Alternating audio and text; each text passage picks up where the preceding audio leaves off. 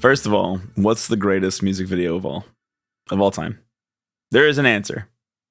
I gotta say Werther's Originals.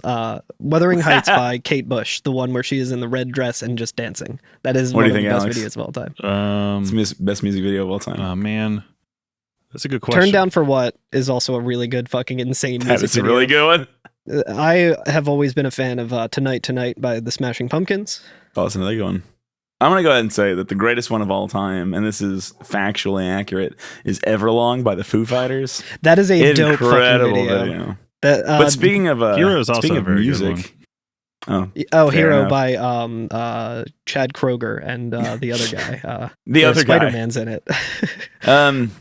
Speaking of music, so FF13 came out in 2009, technically in Japan, and then 2010 everywhere else. And you know what also came out in 2009, but didn't hit actually its stride until 2010? What is Fireflies by Owl City.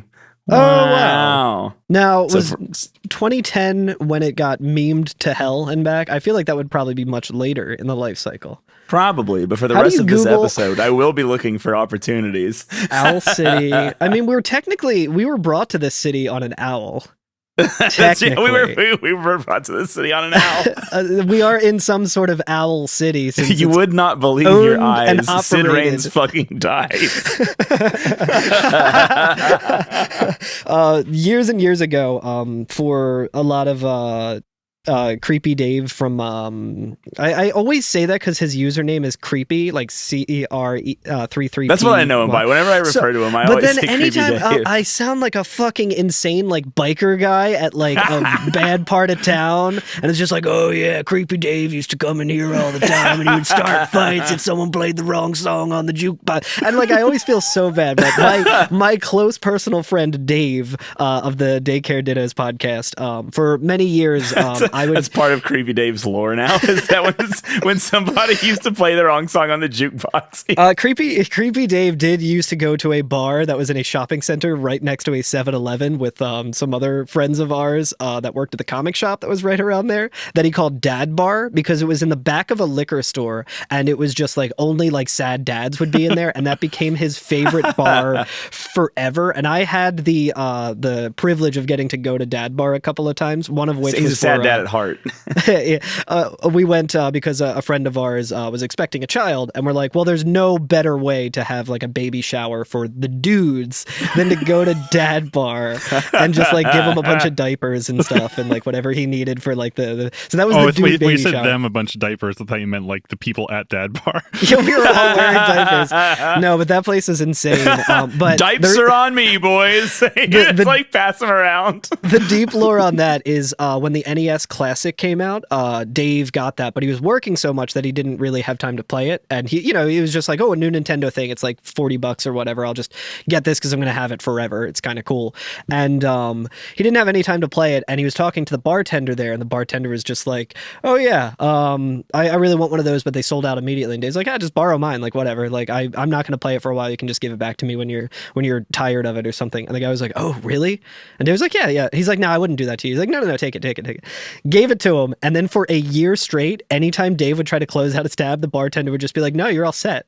Like he just got free beers. So like he probably is probably like close to like $1,000 worth of drinks that he just didn't have to pay because he let the guy borrow the NES Classic. Damn, the power of the NES Classic is unrivaled. Yeah.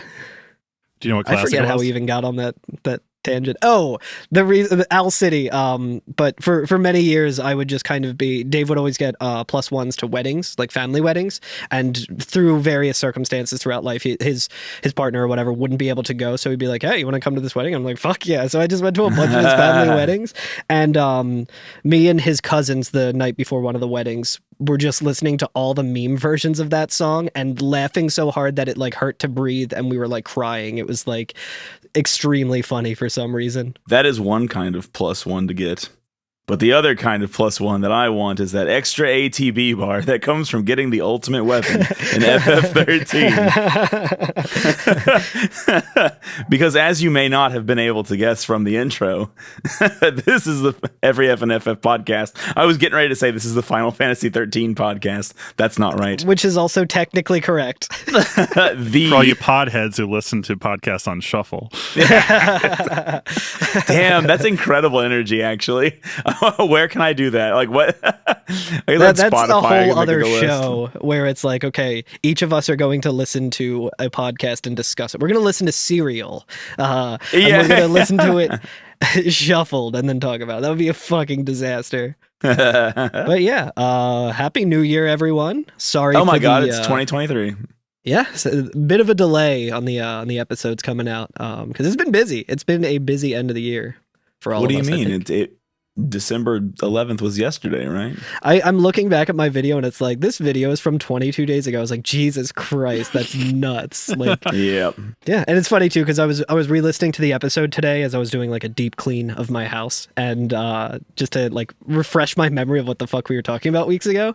And I just kept saying like, oh, next week we're doing this and next week and next week, and I'm just like, this was so long ago. Yeah, we kind of fell off our horse. But we're back on with our focus. Crisis Core has come out. Crisis Core has come out. Andrew Tate got arrested. Nice. I don't even know if we've ever talked about that dude on the podcast because I don't really know who he is except through his horrible deeds. So like, it's one of those things where like, I mean that's who he is. Yeah, you're right. When some character gets canceled, I'm like, I never heard of this guy. He has like a huge following. I never heard of this dude. It's nice to be out of touch sometimes. Yeah, lots has happened. Lots has happened. We killed an Animan child. We sure did. In cold blood. We did. In cold blood. We jumped up and punched it in its snoot. I really did. I used Highwind to finish that son of a bitch off. Nice. Hell yeah. Love to see it. I finally unlocked Army of One, I think. Nice. Oh yeah, you mentioned that, I think. Yeah. I just kept forgetting about it until hours in, and then I was like, oh yeah, let me try this out. It's a sick move. It's really, really cool. I can probably talk about it more when we get to the next boss fight that we're going to be talking about today, because I used it too much, some might say, with the way I was using it. So I'll be excited to talk on that. So have we talked about the way the city looks in this area that we just walked into yet? Kind of. I mean, we're on kind of this freeway, and it's kind of coming around a bend, and then there's just animals and soldiers fighting everywhere. There's shit happening outside of the bounds of the map. And if you're not looking, a part of the highway collapses, which leads down. Yes. Which it took me a second, because you hear something happening. It's not like every other modern game where the camera kind of shifts to a, like, make sure you catch the moment. Which I've been noticing a lot now replaying Remake. I'm like, oh yeah, it does this thing that I wish 13 did. It has the camera point over to... It forces you to walk a little slowly so you can kind of like get a little, you kind of like soak it in and then keep moving. Yeah, I will say though, I didn't mind it so much when I first played Remake, but I think if I were to play it again, the sections of like mandatory walking feel so bad. Maybe it's just the speedrunner in my brain, but I remember a friend and enemy of the show, Corey, was like texting me while he was playing it, and he's just like, dude, these sections where I just have to walk because the game decides I have to walk, I fucking hate. I'm like, yeah. They should kind of just cut scenes where you can just skip, like, I don't want to sludge after Sephiroth. Yeah. Limping through like ruins and shit. Like, it just let me skip that. That's just a cutscene that I use the joystick on. Yeah, but I mean, obviously on the flip side, it's what we were talking about last week. Wink, wink. Where you can just totally miss things, like the fight between the Pulse Behemoth and the shitty one that can't get its HP the gentrified behemoth. The gentrified, yeah. Yeah, speaking of like skipping cutscenes and things, something I skipped several times is a new enemy type here. Oh yeah, called the Humbaba.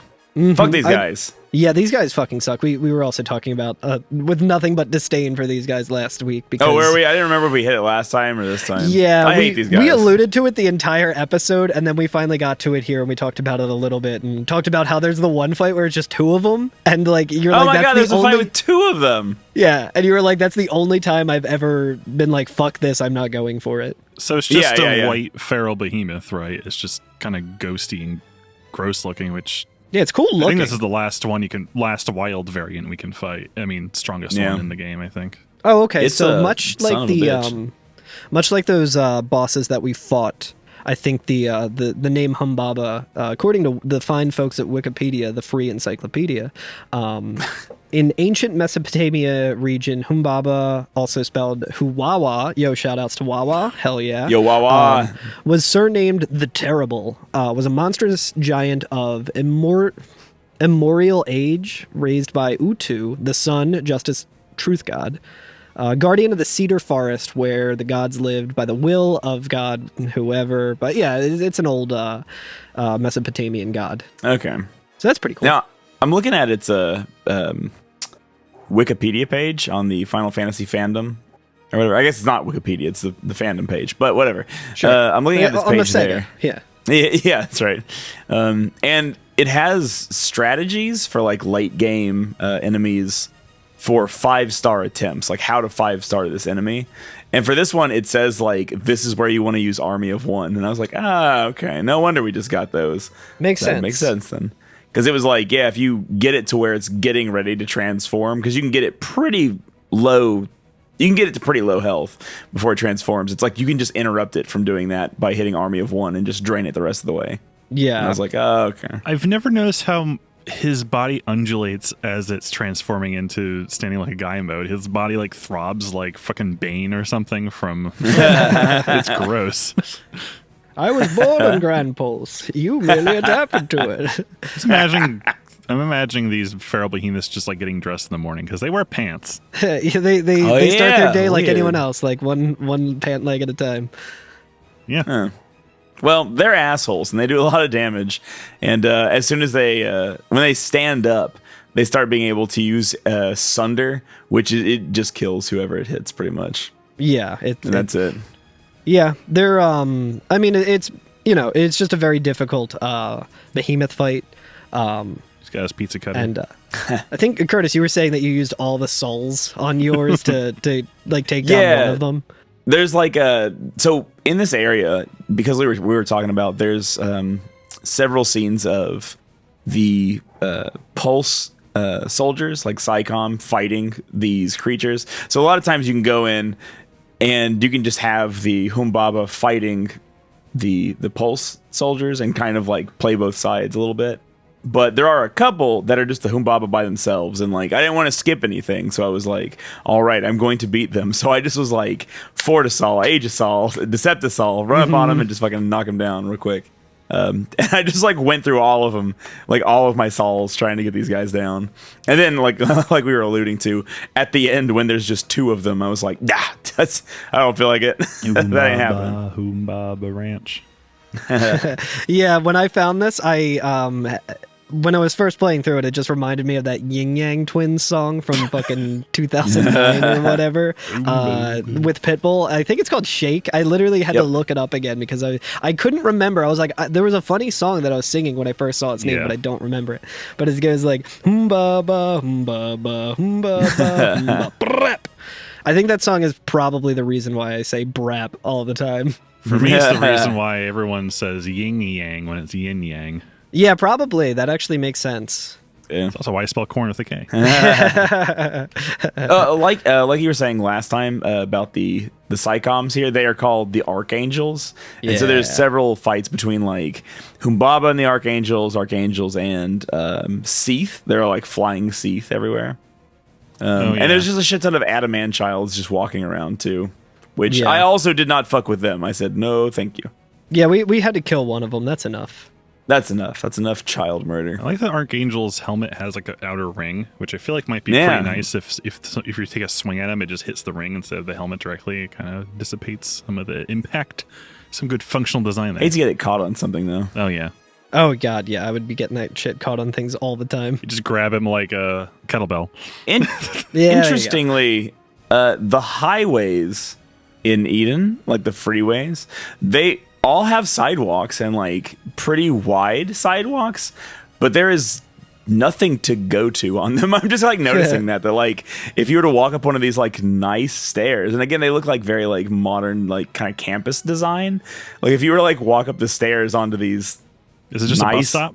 walks. Maybe, but like you can walk all the way down the freeway, but there's no other way to like get on and off. You're just like stuck walking on it forever. There's nowhere to go. When the convention comes, they have like a row of 10 megabuses lining up. It's just like here at 30th Street Station, you know. I wonder how much of that is just like deeply ingrained in like Japanese culture and public transit and just, you know, like urban planning. Shout outs to Corey. Like to us, we see that and we're like, damn, why would this highway have like a walkable section on it and stuff? But in Japan, I feel like pretty much every single road is like has some sort of way to get across it that does not involve a car, whether it's like a bike lane or like a walkable. And I choose to interpret this in the opposite direction, that it was difficult for the designers to design such a terrible idea as an American freeway. And so no, this is Eden. This is a utopia. We need sidewalks everywhere. Yeah. It's super walkable. I do have some questions about the city super planner. walkable, but there's nowhere it's to go. It's walkable to a fault, yeah. To a fault, yeah.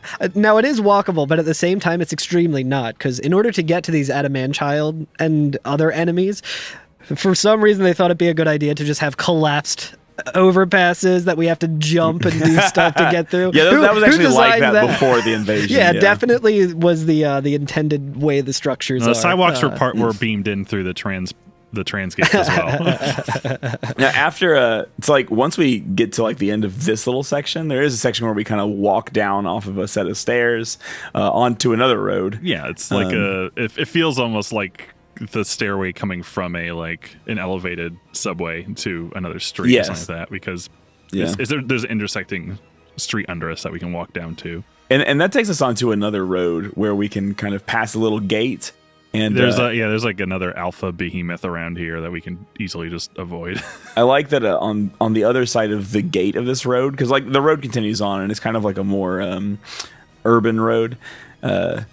There actually are buildings that you can like go to on these streets. Like you can't go to them. Like we are not able to do that as a player, but we can see just past like breaks in the road where we're allowed to traverse that there are like what looks like modernist apartments, and like the modernist apartments that are called like the something at something, you know? The Groves at blank plaza, you know what I mean? Like, oh yeah, absolutely. They're popping up everywhere in here in Philly too. God, that actually reminds me, there's one that I drive past every now and then where they took the iconic Love Park Love like statue that says LO, and the O is kind of tilted and says love, you know, if you've probably seen it if I'm talking about it. That's right beside my job, isn't it? Yeah. Someone doxing himself. Whoops. There you go. If you're a part of any terrorist organization and you decide to blow up the Love Park statue, you will be killing me. I just want you to know that. But no, there's one that just like it's so fucking. It seems made up at how like just let's take the love thing and call it this instead, and it just says rent. It's like rent here from us. Let us be your landlord. Like I get fucking sick to my stomach every time I see it. Yeah, like Jesus. Yes, we should just rent everything. Yeah. Oh my God.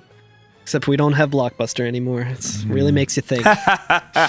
I thought you were talking about the stage production of Rent. It was like, no, maybe it's about that. A Philly version of Rent. I'm like, what? But what is nice is that even though we're not able to continue down these roads and go to these rentable, highly rentable buildings, instead we turn to the right. Affordable housing. $800 for one bedroom, but you're sharing the flat with 5 other people. Yeah.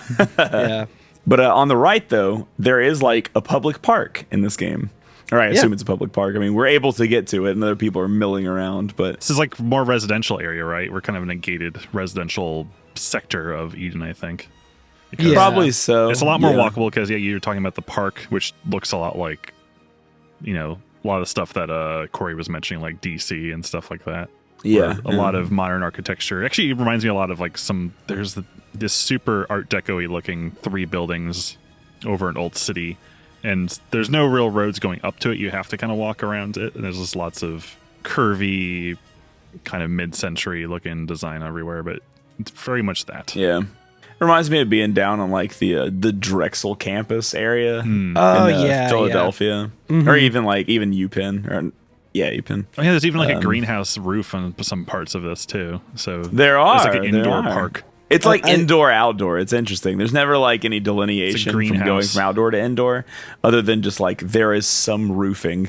It reminds me a lot of in Resident Evil 3 in the very beginning of the game when you're going around Raccoon City. You have to like go up to a statue and like do a puzzle to open it, and you get like a car battery or something in it that you need to then like use to put into like a trolley or something, like something insane. But this area kind of reminds me of that, where it like in another setting, not like post-apocalypse Raccoon City, it would look very nice. Like a nemesis pops out. But yeah, it kind of reminded me of that area. Yeah, I can see it. I think it's very funny that there's just a few civilians just walking around slowly while there's like a bunch of Seath just like brawling in the middle of like. Yeah. And they're like, oh, dude, what can you do? And then it's just, what's to be done? To some extent, what is to be done? Because like I don't know that there is anywhere for these people to go, and it's just like, well. Yeah. Although a lot of the people who are walking around are still mentioning like, this is the end. Oh, we need to get to the what is the it? Seat of Eden or whatever, Edenhall. Yeah. Edenhall, I do like that one the of them. yeah. One of them says like, "Oh, why isn't the army doing anything?" I'm like, "Hell yeah, based." We're all kind of trapped in here right now. Yeah. I mean, the army is definitely doing something. They're just not doing a very good job of it. Yeah, we're killing them. Yeah, we are killing them. They're fighting us. They are getting killed by monsters that are also trying to kill the civilians. Speaking of which, along these pathways, there are a lot of Seath. There's a lot of multiple paths we can take if we can avoid Seath altogether if we wanted, because there's a cool little like pretzel-y kind of like underpass, overpass, couple little plazas that interlink with each other. It's very interesting. We have a familiar friend here from way back in, what was it, like chapter 4 or whatever? What was that one boss that looks like Bulbasaur? Oh yeah. Yeah, that's right. Yeah, we got the vernal Protoflora harvester. Venusaur. It's a harvester. Yeah, the Venusaur harvester. That's right. I'm watching back and I walked directly into this thing that was like getting ready to attack me. Like it like definitely saw me and is like stomping around, and I somehow got a preemptive strike out of that, so that's good. I don't think I know too much about this enemy since I was able to take it down with a preemptive strike pretty easily. I remember it's been a while since I played through this section. It's been over a month now. But I seem to recall there were a couple fights that I did game over to and had to retry. There's more of the like the huntress type or whatever. I forget. They're fighting Sahagins. The huntresses are fighting Sahagins and shit. Oh yeah, the Sanctum Inquisitrix. Right. Is their name here. It's the lady soldiers who are wearing the cool like short shorts or whatever, because that makes sense. Yeah, like roller derby. Yeah. They can fuck you up. They are very fast, and they have like mana drive things that put, I think, like protect and things like that up. So anytime I saw them, I was like, they were shooting off like 4 debuffs like before we could even get one move in when we were fighting them on the Palmacia. I remember that. It was like they were so fast. Yeah. So yeah, more of that, and it's just and when it's just the two of them, it's not too bad. But when they're paired up with other things, it's just it can get very dicey. Yeah, so there's some tough fights here. There's a lot of treasure spheres around here as well. There are that have just really good late game upgrade materials like particle accelerators and things of that nature. So worth trying to grab. Absolutely, good loot. But before we reach the end of this area, there is like a giant Bulbasaur and a Tyrant kind of duking it out. Yes, and it takes some finagling if you want to avoid them. But did you all fight this thing? I did, yes. I believe so. I think. Oh, yeah, sorry. You were fighting it, but you kind of underestimated which one you wanted to take out first. Maybe. I think so. Something like that. I think it was also I think what the problem that I had with it was I was like, I don't need to focus on the Centaurian blade. Like I don't need to worry about that. We'll just take out the thing and go. And just kept getting bodied, and it was because when it spawns in that blade, like.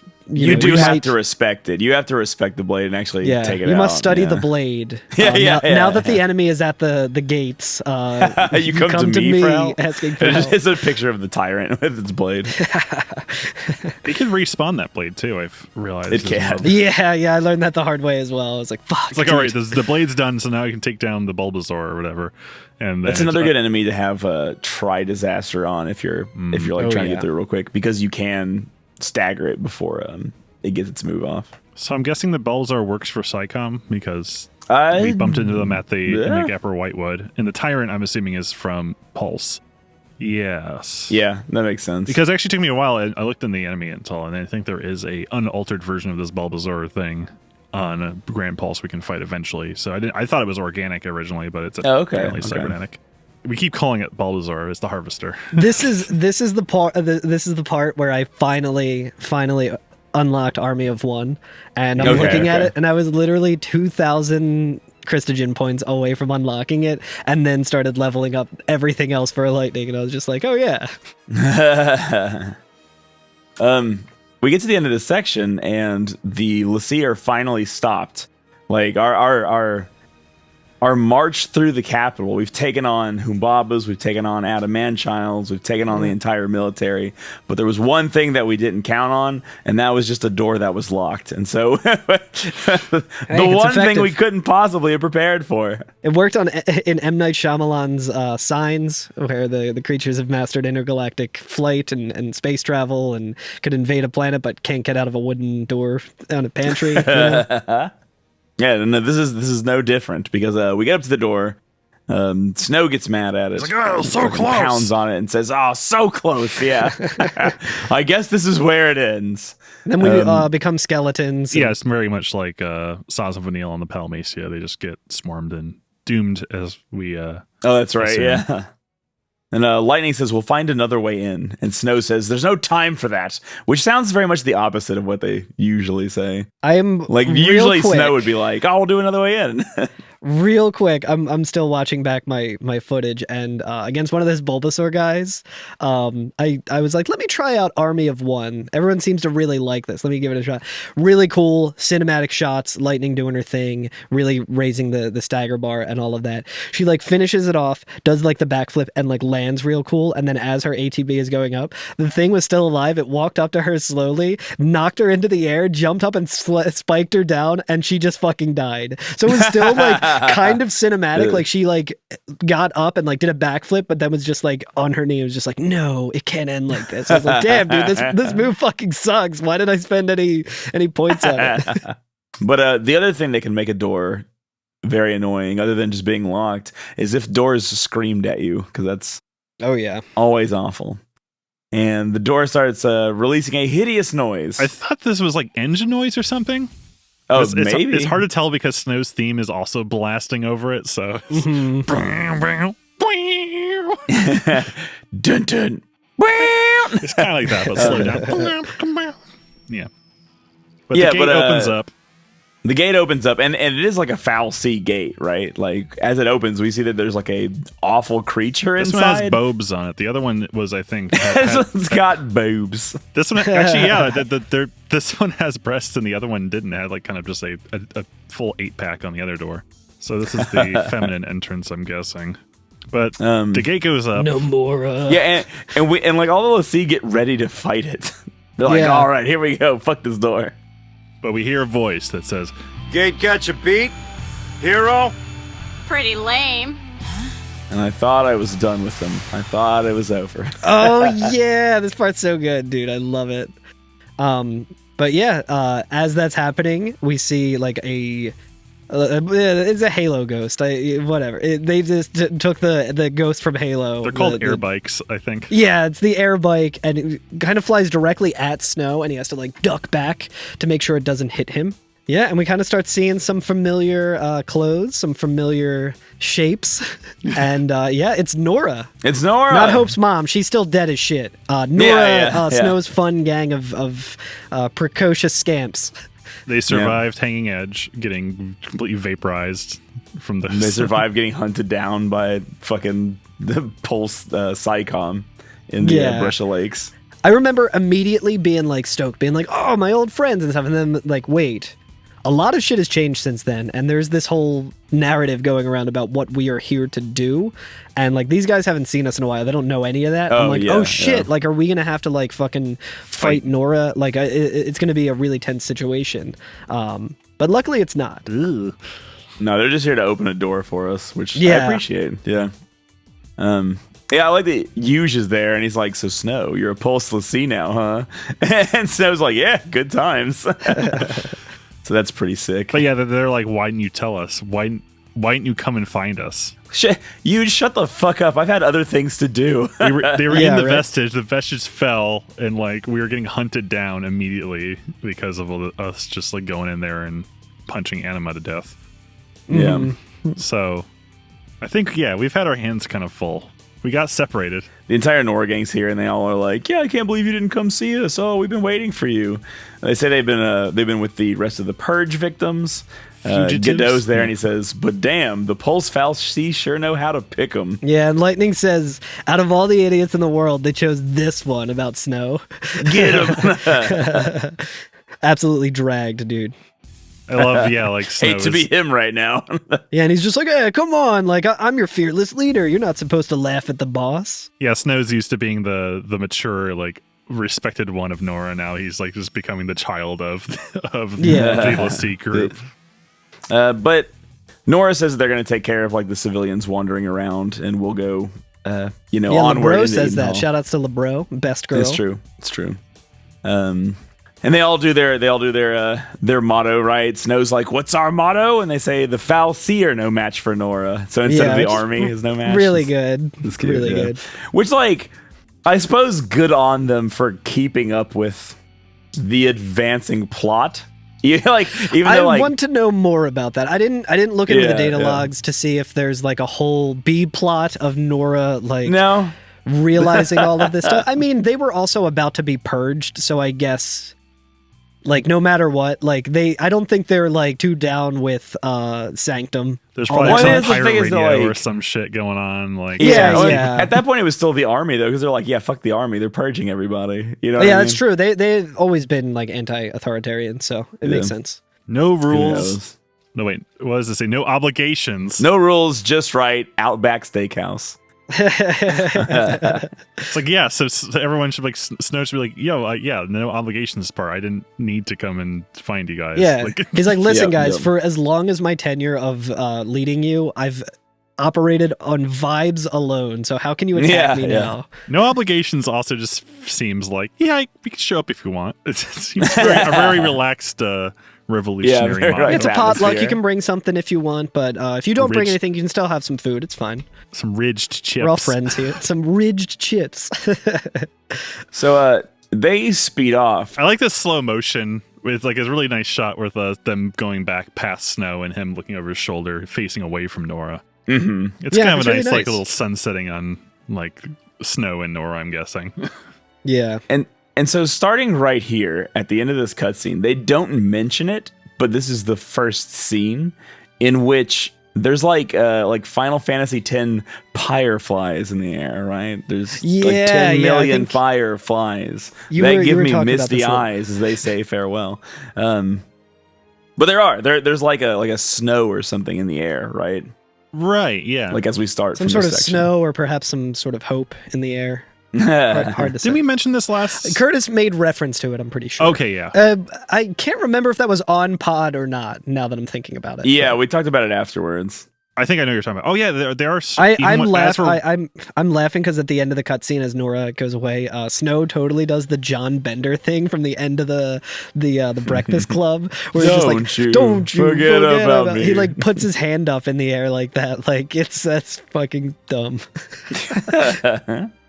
Love it. 10 out of 10. 10 out of 10. Great. Yeah, the crystal particles that are floating around. Yeah. There's also some distrust of the Fal'Cie starting to kind of spread around of the civilians here, which is good news given our plan has just been like, hey, try to make people see the truth. One civilian in particular says like, where are the Fal'Cie? Why aren't they helping us? Which is a very good question. You know, like they spent their whole life thinking that they are being protected and nurtured by these Why gods. have you forsaken? Yeah, and then when it's there's just an like, actual crisis happens, they're nowhere to be found. Yeah, exactly. So that's pretty cool and based. Doesn't happen in real life. No. And then we walk up on two Humbabas. Yeah, and we Humbaba. quickly avoid those Humbabas. We go run right past them. And then there's another two at the top of some stairs that we can also we run avoid. right past them as well. Fuck those guys. There's also a Saz weapon that we can grab. The Deluxes. Antares. Yeah, the Oh, wait, yeah. Ataris Deluxe. That's right. Antares Autotune. It's cool too because the stairs that you're talking about, Alex, at the end of this that have the two humbabas that jump down the stairs at us. Yep. It looks like we're getting ready to walk up to like a large building. There's like a big like government looking building at the end of this. It's a Star Warsy looking. Dude, Eden looks like Coruscant. That's what it looks It like. looks like a really nice like AMC IMAX. This AMC in like Burbank, California or LA or something where you're like, damn, tickets are $17. Is this where MacFest is? Yeah, this is where we finally reached National Harbor. Yeah. This is the Gaylord. Yeah. CPAC was here last week, but this week it's gamers. You make the call. Who's worse? Even though we're on like an elevated highway, just the stairs are held up by suspension cables, interestingly. So like the one part of the bridge that like is actually attached to the ground. Oh yeah, is this part of like there's like a lot of stuff in Eden because far away from Eden it looks like there is like kind of a large almost like call like a basket handle that seems like a lot of things that are kind of either held from that. But we are elevated because they're at the atrium. There's a lot of glass flooring and stuff. Chekhov's glass floor. Chekhov's glass floor, indeed. There is quite a scene there. But yeah, at the entrance of this, is Leviathan Plaza. Yeah. Oh, at the entrance of this this large building at the top of these stairs, the red carpet is out for we us. get the red carpet is rolled out for us. Literally. We actually get a cutscene where they're talking about like this increasingly dense like crystal material, possibly, right? That's floating around, and it becomes increasingly dense as we go. And they finally have like a cutscene about it. And Vanille's like, "What is this stuff? Like, what is happening here?" And Lightning like tries to catch some in her hand and look at it. Some sort of crystal. Yeah. It's very dreamy. It's emitting from somewhere. It's very ethereal. Yes. This also makes a lot of appearances in the book that Carl was reading. Oh yeah. I've started reading more of that book, and there is a lot of more presence of that, even like in the vestige and stuff like that. That's very eerie. I do want to say that book, from what I read of it and read on the podcast, I really like how it paints the people of Cocoon as just being like extremely useless. Like everything there is just like completely so catered to that there's just no instinct and just no like not even any taste. Like Fang and Vanilla are like, this shit sucks, dude. Really, really fantastic. That was a lot of fun to read. Yeah. But as they're like debating what it could be, a like gigantic holographic face of Bart Tandalus appears. Did they do this with Heidegger in the remake as well? They do. It's very much like that. Yep, they did. Yep. As we're about to fight the Airbuster, I think. The Airbuster. This is a giant hologram of Heidegger. Yeah. Yeah. Also known as the Air Scrub. I probably made that joke on the season that we did on 7, but whatever. But Bart's here. He's got a big head. Giant Pope. He explains that what is happening is the conflict that's happening is rousing the Maker. The clamor. And it's made of clams. Yeah, the Give clams. the clammers. Yeah, I like that Saz says we'll stop this ruckus soon enough. Bit of an anti Wu-Tang stance, but in this case, I'll allow it and I support it. They're not bringing the motherfucking ruckus. They're in fact going to stop it. But yeah, he explains that like the cavalry is charging. He's like, "Can you stop their charge? Filled with righteousness, they will slaughter Orphan in the name of freedom. Your only recourse will be to deliver them to death, swift and certain." And so like it's his plan, right? He's like, "You're gonna run in here. The only way you'll be able to stop them killing Orphan is to kill all of the cavalry." And as we've read a little bit of, a mass amount of death is what's going to call the Maker back anyway. So we're in a bit of a catch-22 here once again. But the party has some faith where Lightning's like, "No, unlike you, they'll listen to reason." We will see about that. I shall savor the demise of Cocoon from atop the highest seat in all of Eden. You too should hurry along to the heart of our grand capital. Your loved ones miss you so. And then he disappears. And the party's like, Hope says, "Your destiny will or he says, "Your destiny we'll decide our destiny. Yeah. And Lightning's like, right, over Bartandalus's dead body, which was implied, but that's okay. Yeah. Just again, the game being like, and who knows, maybe it has something to do with how deep into the data logs we got, but like, could just be the game being like, oh yeah, in case you have no fucking idea what's going on here, because this game is insane and we don't say anything in exposition, here's all the exposition for you. I would try to do a better translation of what Lightning says at the end to see what it is, but the third kanji in that sentence, I don't know what it is, and I just don't feel like finding out. So we'll never know. Over Bartandalus's dead body? Yeah, in the Japanese version. Yeah. I'll carve it into his body. Is that what it says? Is what the literal translation from Google says. Okay. I guess carve is that one, yeah. That's kind of cool. Anyway, it's neither here nor there. We got this lovely red tiling going up to the Before we can move on from this cutscene, there's something very important that happens at the end of the cutscene once Lightning says that. She like says that looking off into the distance, and then the camera pans upward, or tilts, I suppose, as we often like to say. There's that and we thing. see a very wide eye shape, like a 2-dimensional shape in the sky that it seems like this is either where the crystals are going to or coming from. But it like lens flares, and they don't really say anything about it, but there is like there's some just an kind of establishment shot of apparitional. it. Yeah, there's some kind of like weird ethereal apparition in the shape of like a wide ellipse just floating in the sky right now. My dumb ass like forgot that we were on Eden. That like, oh yeah, Eden's up in the sky again or whatever. Yeah. I feel like I looked at that too, and I was just like, oh, that's where we're going. Like I just assumed that was our destination. I never. Well, I think that. it's near our destination because we will see it again. Okay. This game is. I also maybe I either thought it was Eden or the Sun Fallacy again. I was very confused because it is just like blindingly glaring. Yeah. But yeah, that is something I didn't ever notice that, and the thing is, a few things make more sense now. We talked about this a little bit after recording the last podcast. A lot of this isn't explicitly stated in the game, like what that is. There's a lot of like allusions to it, and there's more information in like the books and the sequels to 13 about what is going on here. So I think for right now, I'll just like not explain it, and then we'll like go a little further, get toward the end, and then we'll like double back on it and explain what this thing is. Does that sound right? That sounds good to me. Yeah. Okay. We'll get a nice close up look at it eventually, I think. Yeah. Okay. Okay. I can't remember which of the Analects that we read. We do get some new ones here. We may have already read these ones.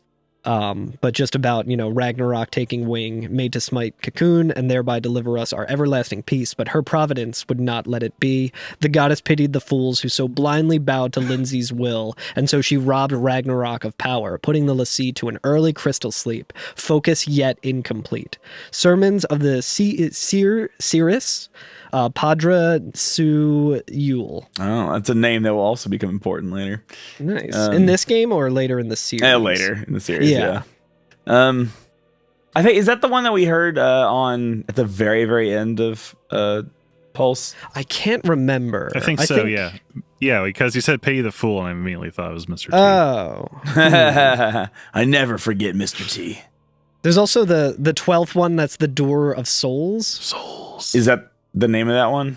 That's the name of that one. I can read it out loud, and if we already went over it, we could edit it out or whatever. Okay. Whatever. I mean, the Door of Souls is incredibly, what's the word? Related to what we were just talking about. Yeah, I was going to say, I'm looking at that now, and I was like, yeah. oh, that's probably what that was, because it says, when our earthly vessels meet their end, the souls they house must leave this world. Would the path of their migration not be the same one taken by our departed gods? Must they not pass through the same doorway the divine employed to reach that place that lies beyond? Indeed. Would the path of their migration not be the same as our departed gods? I think there's another page of it too. Let me get to that. If this is the case, it stands to reason that, should many lives at once be cut short, a flood of souls would surge through the aforementioned portal. The door would be thrown wide, and perhaps we might even glimpse the gleaming light of divinity beyond. And it is, in fact, has a shitload of light coming out of this thing. Yeah. And the picture of that Analect. Actually, are there pictures to go with the Analects, or is that just? Yes, yeah. The picture that goes with it looks like from Grand Pulse, like the end of Grand Pulse, where we saw the structure that I think at one point was the vestige that was then ripped up, because we were talking about those poles that. But are I think it's sticking out implying that maybe the lake is of just this crystals.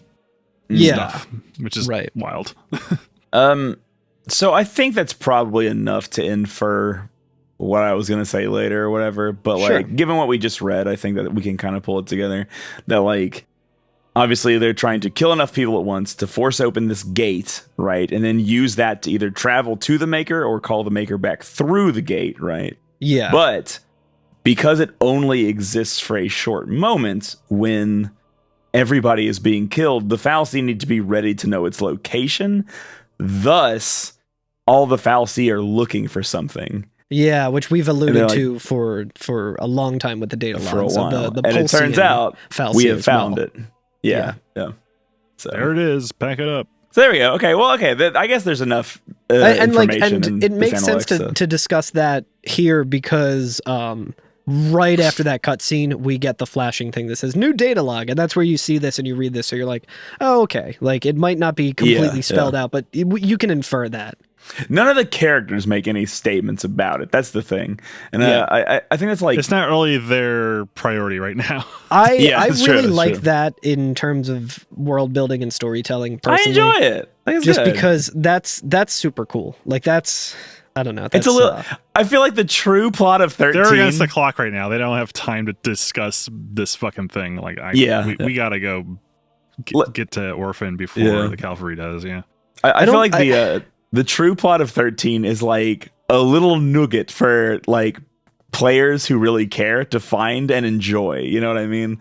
Like there's a immediate plot that's affecting the characters. we are in the B plot. yeah, and it's just like it's a little extra like yummy morsel for like people who care and want to look around to find out about it and be like, oh wow, there's this whole extra thing going on. I feel like a lot of times too with these games, especially Final Fantasy games, and we've talked about this on previous seasons of the pod, where at certain points, like the older games were pretty much a game that that would be your game for the summer. So you would go through it, you'd beat the main story, and then like in Final Fantasy X, where like the end game feels more like a new game plus kind of thing. The same thing here, where you can play through it and be like, that was really cool. I have no idea what's going on. Maybe the developers were like, well, people are going to replay it again, and also they were like they wanted to make this into a world they want to revisit, so they want to kind of keep it expose it maybe game by game, explore more and more parts of it to make it instead exactly of just and here's everything that happened, and then like, I think it's an interesting discussion, at least to me. It seems interesting to have this discussion about like games as like an art form or like a type of story that's told, like a medium in itself.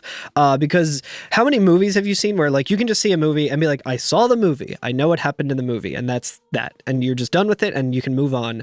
But there's some really good movies where you watch it and you're like, I don't really understand what was going on there, so I need to go back and rewatch it again and pay closer attention and get, more out of it. And the more times, like when stories are layered like that, so when you go back and rewatch, like you catch more things. I love that so much, and I feel like it's great. It's very great. much what the Final Fantasy developers try and do. Yeah, I like that a lot. my closest analog I can think of right now with like 13 is Disco Elysium of all things, because this is like a world that they've been building since they were like 15, like as like a kind of these, I forget what country they're from, but they've been like just a bunch of philosophers. Yeah, Estonian like philosophers and artists. They've been just kind of like world building together since they were like in high school, this world, and they decided to finally like make a game that like is set in that world. That's Okay. so And sick. and through context clues, you kind of like starting like, okay, so this is kind of like an alternate history thing, but it's like also kind of another universe, and there's like a lot of assumptions we make about our world while going into it, but there are things that are just kind of normal to people in that world, and it's really cool. That's cool. That's sick. I think the other thing that I want to say just on this like broad topic, it's reminding me of I think around when we like finished up the last episode, I went to the punk rock flea market in Trenton, which was super cool and super fun. But I was wearing an Evangelion hoodie, like Neon Genesis Evangelion, one of my favorite shows.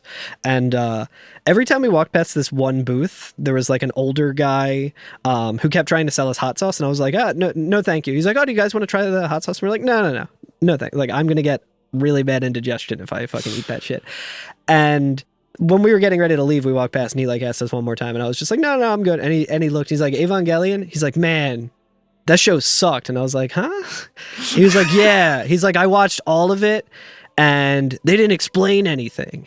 Oh, no. And I was like, there's like, yeah, like if you just watch it once and like don't do any kind of like reading into anything that's like going on and just like don't watch. I was like, did you watch the end of Evangelion movie where like the ending, he's like, the ending sucked. And I was like, did you see the ending that like isn't the happy one? It's like the really fucked up one. And he was like, just being like really weird about it and stuff. And he was just like, yeah, they didn't explain anything. I'm like, dude, just fucking, I don't know. Watch a fucking YouTube video that explains it. And I don't know.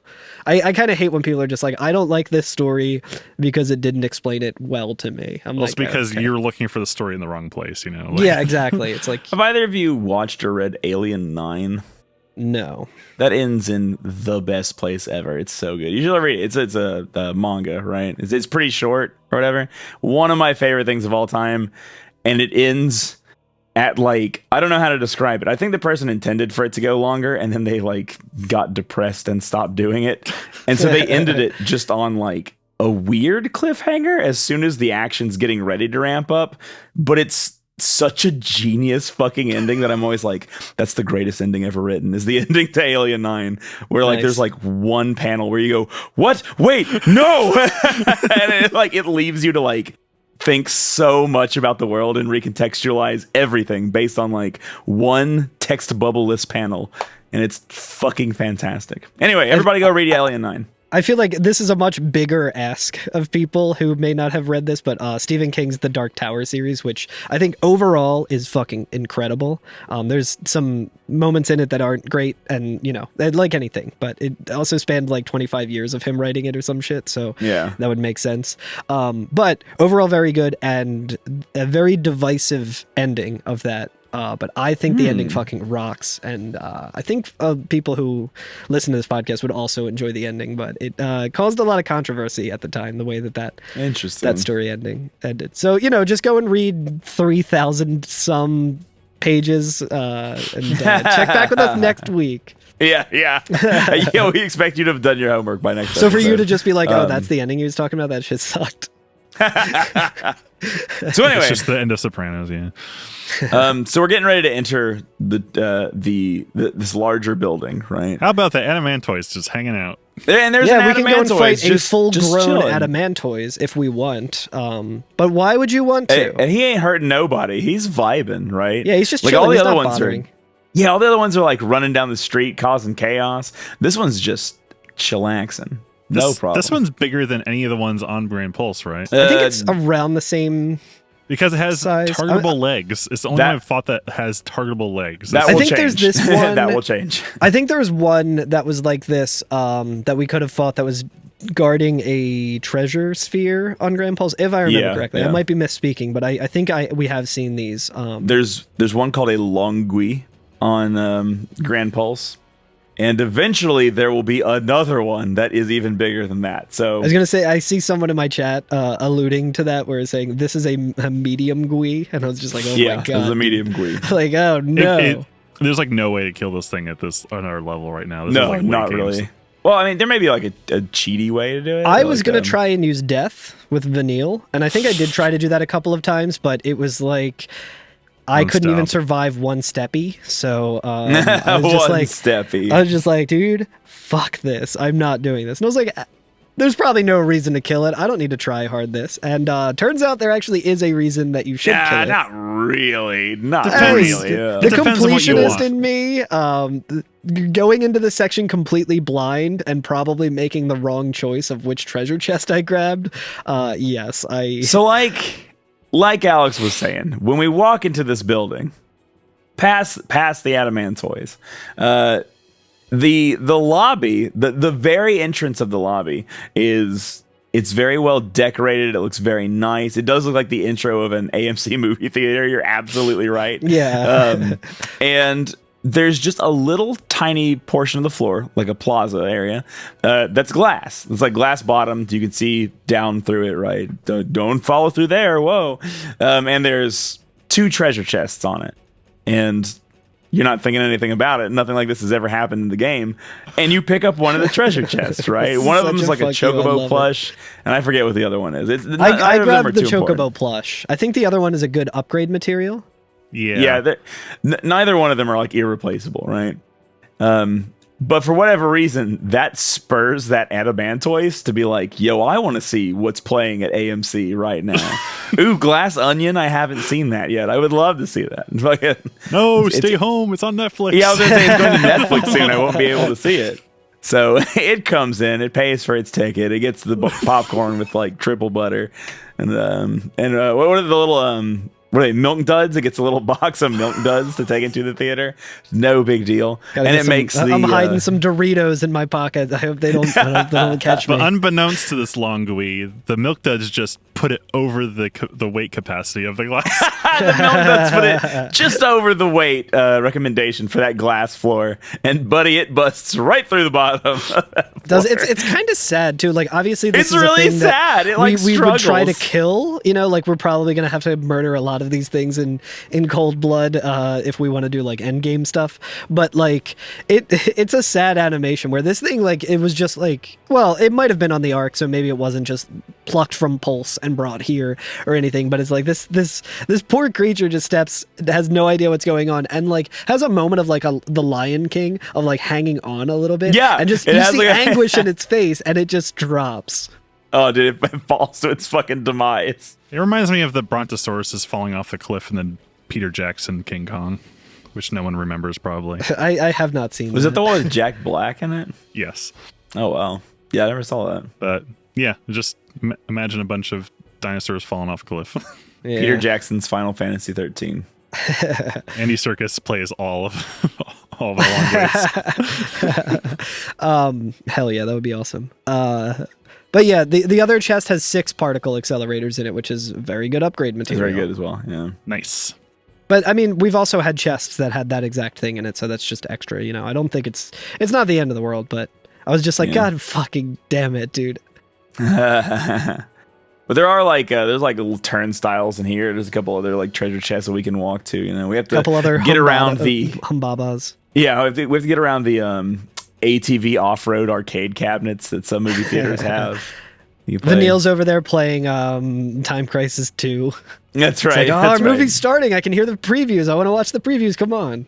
It's like, I just put a quarter in there. Just save me a seat. It's like, I don't have my coat with me. I can't save you a seat. But guys, before we go and see our 6 o'clock screening of Puss in Boots: The Last Wish, I think we should save. I think we should Pussy probably in Boots. save real quick. Yeah. Yeah. So I'll tell you, I gotta hit the bathroom real quick, because if I don't hit the bathroom now, I'm gonna have to pee in like an hour during the climax of the movie, and then I'm I'm going to have to pull up the... that website that tells me when to pee during a movie. Yeah, that's It's only an hour and 40 minutes. You can Guys, I can't actually watch this movie. I just checked does the dog die in this movie.com, and I got bad news for you. The Adamantoise dies. yeah. All right. Well, I'll see you after the previews. Goodbye. Let's all go to the lobby. Let's all go to the lobby. Let's all go to the lobby to get ourselves a treat. Delicious things to eat. The popcorn can't be beat. The sparkling drinks are just dandy. The chocolate bars and the candy. So let's all go to the lobby to get ourselves a treat. Let's all go to the lobby to get ourselves a treat. All right, so we got we went to the concession stand, and we got hang on here, I'm vamping a minute. We got 17 hellish talons to snack on during our viewing of Puss in Boots. Hell yeah. I got a kids pack, which is that looks like a Boxo Joe, but it's just full of popcorn. Oh, nice. Hell yeah. Yeah, what's your guys' go-to movie theater food? It's just popcorn. Bunch of Crunch. Bunch of Crunch is good. Have you ever done the thing with I think it's Bunch of Crunch, where you put it in the popcorn and then put the butter on it? That sounds amazing. I have not It's done extremely good. I think it's Bunch of Crunch. I'll have to do some research on that. it. The problem is that I always tend to go to CVS to buy snacks cheap and then smuggle them in, so I rarely get popcorn. Oh yeah, what's the craziest thing you ever smuggled into a movie theater? Oh, question. I feel like I have two very different answers, and I forget what movie it was when I was in high school, but I smuggled in like an entire Wendy's meal, just like very good. like cheeseburgers and shit, and that was amazing, dude. That was great. Oh, you know what? I don't remember what the movie was, but you just like unlocked a memory in my brain of in high school, and I can't say that I did this in all good conscience. It was actually somebody I was with who did this, but it was me and a couple friends, and we were gonna go to a movie. And we're like, yo, we should just get food before we go to the movie because movie food is super expensive. And my friend bought a bunch of like chicken tenders, like full length chicken tenders, and then just didn't even put them in like a napkin, just bare ass put them in his pocket. And so he just had a pocket Man full of after like, my own heart, dude. he had a pocket of like 8 chicken tenders. And we just like went and watched this movie, and he would pull them out of his pocket and just be like, fucking things we went. I may have told this story on the podcast before because it's ridiculous, but me and my friends went to see the Cornetto trilogy when The World's End was premiering, and that happened like the night before that released. There were select movie theaters that were doing Shaun of the Dead, Quick Intermission, Hot Fuzz, Quick Intermission, and then at midnight it was The World's End. And me and my friends were all about Edgar Wright, all about that that loose franchise in general. So we were very excited, and we went to do that. And we watched Shaun of the Dead, and we're like, this is great. Like, you know, we had always watched that movie together. And then, like, wait for the whole thing to blow over. It ended, and they were like, oh, in 20 minutes, we'll start the next one, go, you know, use the bathroom, whatever. And me and my friends looked at each other, and we're like, this is really great, but it feels wrong that we're not drinking beer because, like, Shaun of the Dead, like, oh, we'll go to the Winchester, we'll drink the beer, and, like, all that. And we're like, you know, like, we got to do it. Like, and the movie, the final movie is about going and drinking a bunch of beer. So me and my buddy went to, like, a grocery store nearby and picked up some beers. And I was like, I feel like we should be drinking Guinness.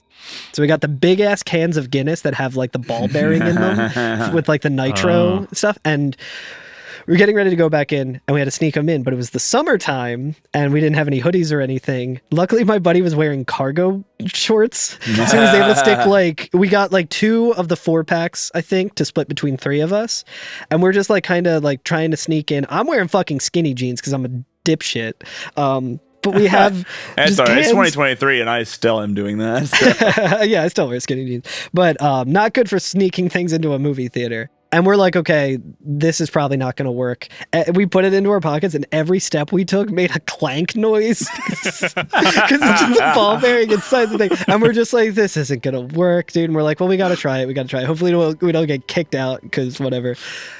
So we finally make it through the thing. We already have our tickets, and we have like the pass for the event, like the laminated one. Show it to the people. We just walk through the lobby. We get in there, and we're like, holy shit, this is actually working. This is insane. Like, another movie was letting out, so there was a lot of people to like.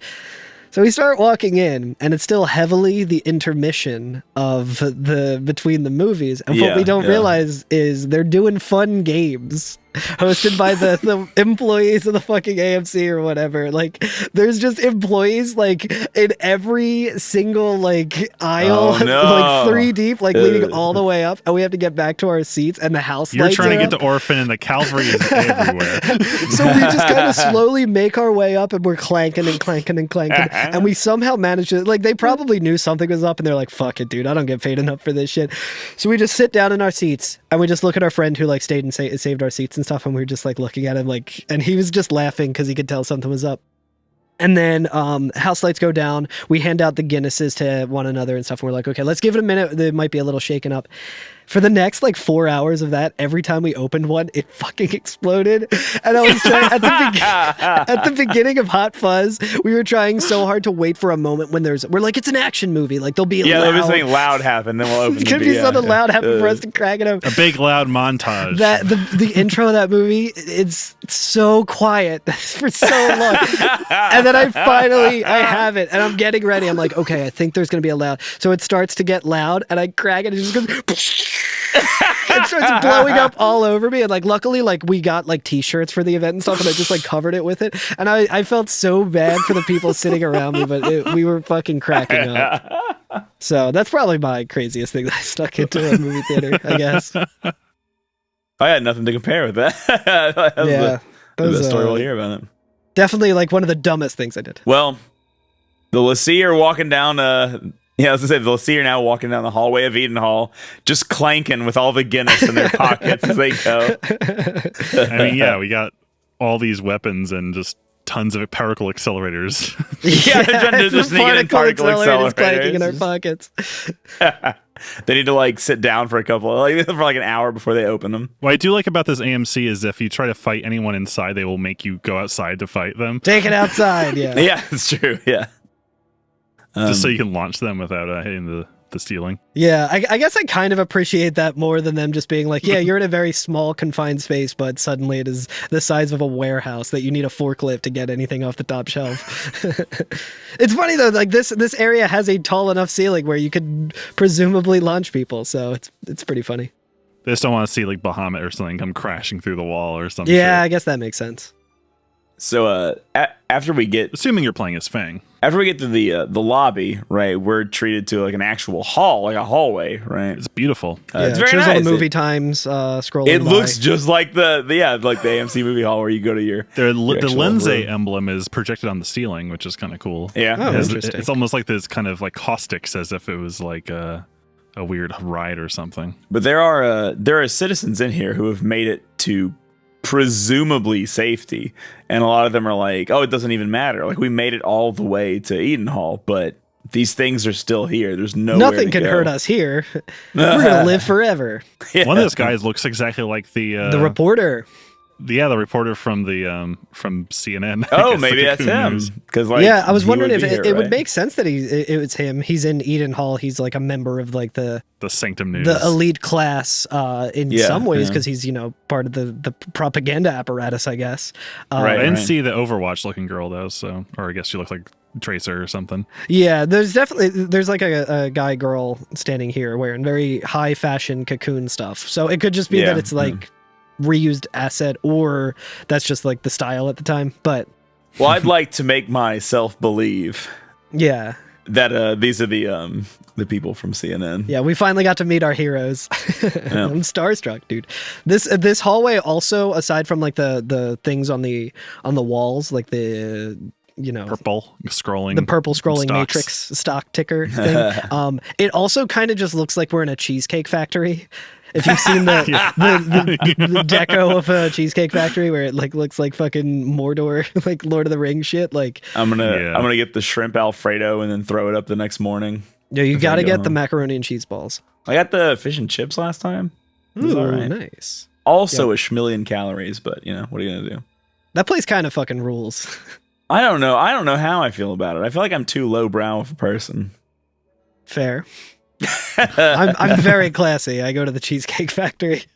Well, now I feel even worse about it. But yeah. But once we reach the end of the hallway, because we know for a fact that this hallway is just a loading buffer, we basically reach the Citadel from Mass Effect. We reach the Citadel where presumably Orphan and Bartandalus are waiting for us. It's another indoor space. Which is space. just a building in the shape of the very first boss of the game. It just looked like the shark machine. You see it? You see what I'm saying? It just looks like it. Oh yeah, the building looks like it does look a little bit like the Manasphine a little bit. It even has like the tail up and everything. I do like that before we get too deep in here. Now this looks like the Gaylord because we are inside like a big glass dome. Yes. And there are still like foliage everywhere. For the listener, the Gaylord is a very large hotel in which MagFest takes place in Washington, D.C. Also Washington, weirdly D.C. on the east coast of the United States. Next to the Nando's, you can't miss it. yeah, it's right by the Nando's. One of the reporters says, "Eden, why are you like letting this happen?" Which is interesting too. They're the seeds of doubt, even this deep into the city, where they're like, "We're safe here, like we're fine." They're starting to kind of, their faith is cracking as well. Which, like, I mean, I do sympathize. Like again, like the people of Cocoon are portrayed as very useless and very catered to, but I do sympathize with them in their plight here. Bunch of babies. It does sound fucking terrifying to be like, no, there's literally no building you can go into and not be ripped apart by like beasts here. Like there's nowhere you can go. So like I sympathize with the fear that they surely have. Mm-hmm. And we get more dialogue about this is what they wanted the Ark for, so that they could turn Cocoon into, the streets of Cocoon into into a battleground. Right.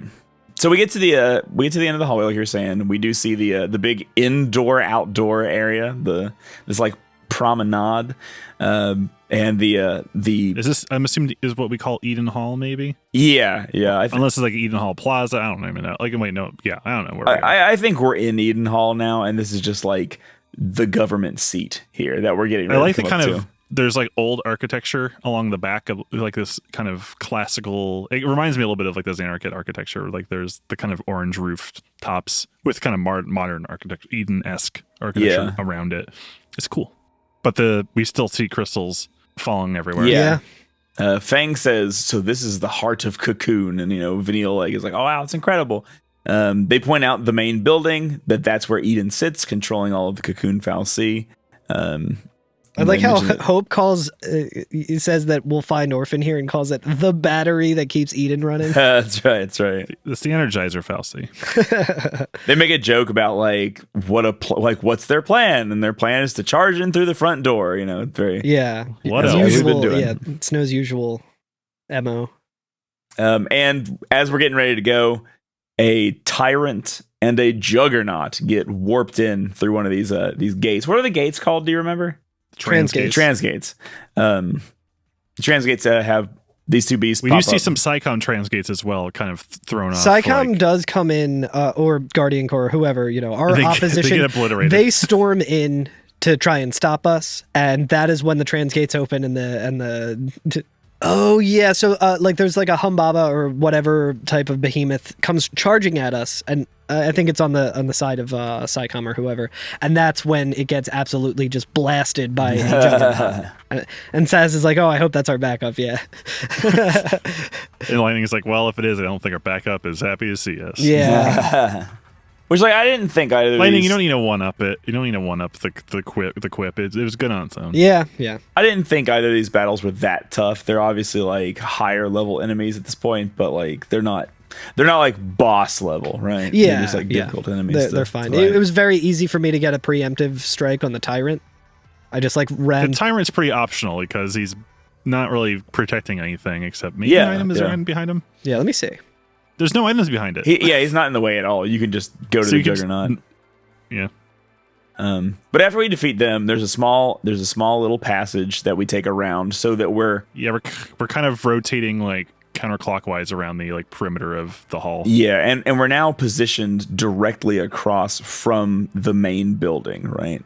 And we're getting ready to walk up to it, and we see that there are sets of the Archangel soldiers on like different little platforms on our way over there. So like, okay, we're gonna have to fight these like 16 soldiers as we walk through, right? But as we walk up to them, a cutscene begins, and Lightning is like, oh, it's another squad, what are they up to? And then like a giant light flashes, right? And they all just turn into like crystalline Seath.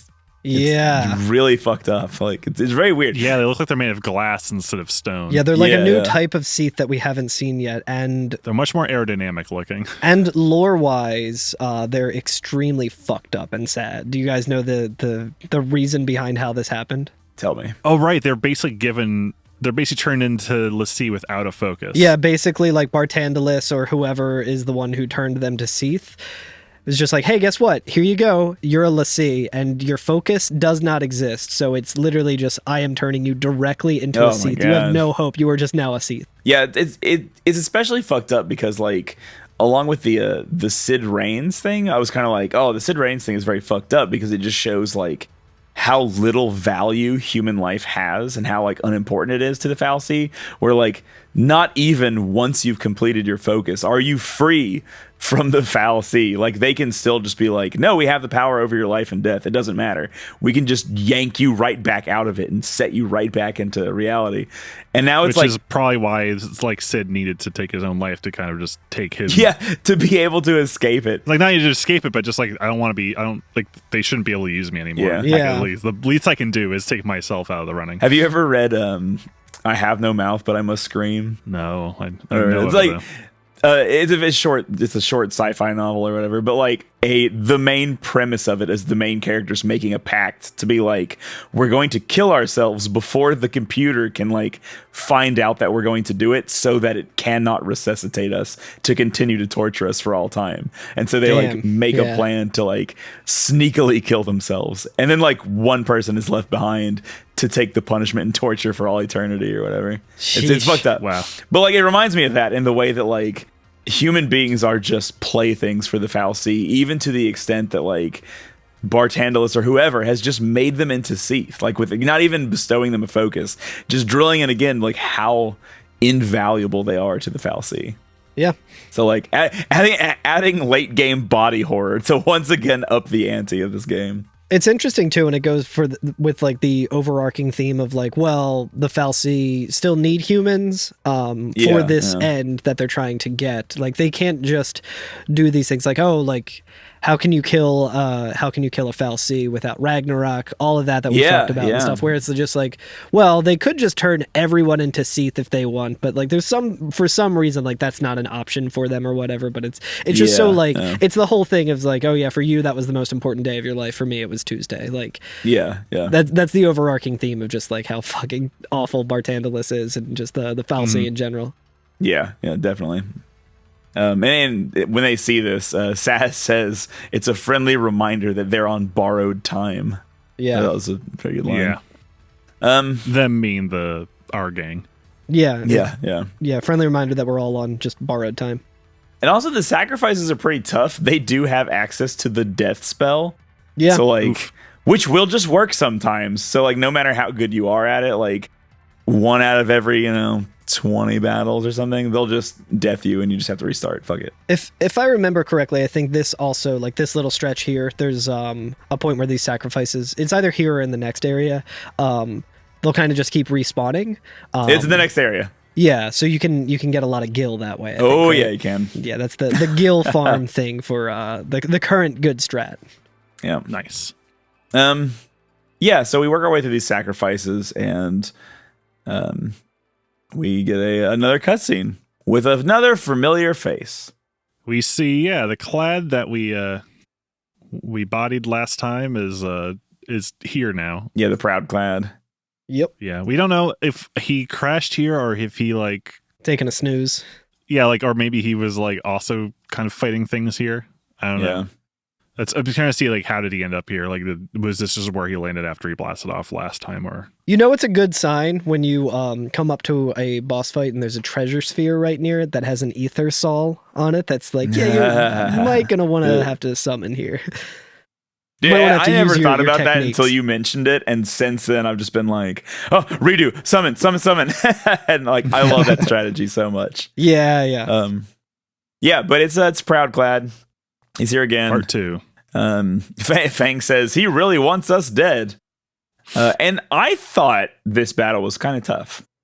Yeah, I think that's a general consensus. Okay. I definitely found it a very tough. Killer. This is one of the toughest fights in the speedrun. I will say this though, from watching Ninnies and Swansig kind of go through it and Ninnies learn it, this one, in my limited understanding of like how the run goes, Proudclad 2, not as tough to beat as Proudclad 1.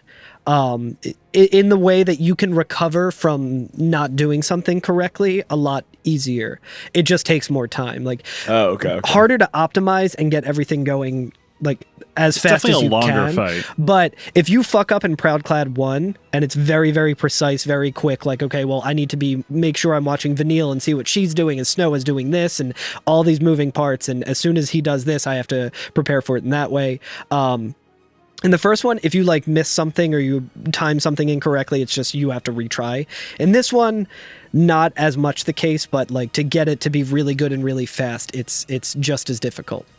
So definitely big run killers here. You love a speedrun that gets all the way to like pretty much the end of the game, and then there's like some of the hardest shit at it. Yeah, it's rough. This battle's tough. He has the multiple modes, the annihilation mode, aerial defense mode. Does the limiters deactivated, right? The limiter's fully heal deactivated, itself? which is fully buffed this time because now it fully heals him. So pretty much the whole first part of this fight is just get him to that threshold where he will then revive himself. And then that also, I think, prevents him from doing certain things. Trying to remember specifically, like the limiter, I think it makes him easier to do damage to in the long run. Like he can no longer put up buffs on Defense himself. buffs. Yeah, I forget the specifics. Let me look it up and see if I can. Yeah, I don't remember much about specifics of this. The way I had to do, I remember how I had to do this one. I'm very much a fiend for going for that 5-star rating, but after I lost like 3 times or something, I was like, man, it's just not worth it. I just need to beat this boss, right? So I took it very slow, and I was able to win that way by like not pressing the advantage, like because the Proudclad, unlike a lot of bosses, when he's in stagger, he is not limited. Like he is still fucking with you as he's in stagger. Like he doesn't like take a moment to go down and you just get to get a bunch of free hits in. Like he's still attacking. And so if you're having difficulty with it, my suggestion is to not rush it. Like to realize that like you can get him into stagger again, there will be another stagger, just heal and Essenna through debuffs, right? And that's how I was able to eventually take him down, is I had to just like give up and just go for the 0-star fight and just take it slow. Well, this one has like Muon Blaster. Yeah. And other things like that now too. Yeah, I think it opens the battle with Muon Blaster. Yeah. Oneric Maelstrom. This was the fight where I was like, okay, I know for the longest time I've been like, no, I want to try and do this all as Lightning, Fang, and Vanille. But I switched in hope. I was like, there's just no point to try and make this work in this way. Like, I need to have more protection. I need to have all of my things up so I don't just get like one shot. And he does a lot of DPS very quickly. So as much protection as I can get, I wanted to have. So Hope was really clutch with that. And Vanille also, my whole thing with her is like, I just need to be able to do Imperil. Yeah. This thing is immune to all status ailments, so she wouldn't even make sense to have her as a synergist. So I was just like, yeah, you know what?